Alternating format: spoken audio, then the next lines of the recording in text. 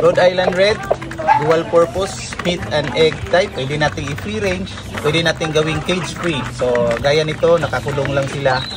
Minabuti natin na ilagay lang sila sa kulungan kasi mga breeders ito sila. So yung mga anak nila, pwede natin i-free range po. Ilagay natin sa paddocks o pinapakawalan lang sa ating bakuran.